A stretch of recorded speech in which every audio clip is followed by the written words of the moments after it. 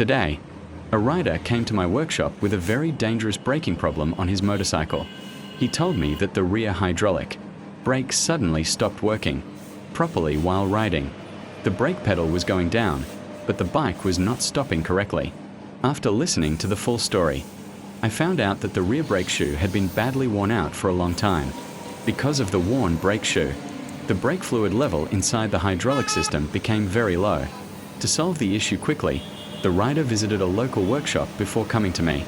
There, the mechanic simply added brake fluid and adjusted some settings. But right after that, the rear brake completely lost hydraulic pressure. So I started checking the entire braking system step by step. First, I inspected the brake fluid condition and checked for air inside the brake line. Then I checked the brake caliper movement and the hydraulic line carefully. Finally, I inspected the rear master cylinder assembly in detail. After several tests, I discovered the actual problem. During the brake fluid refill process, the master cylinder push rod setting had been adjusted incorrectly.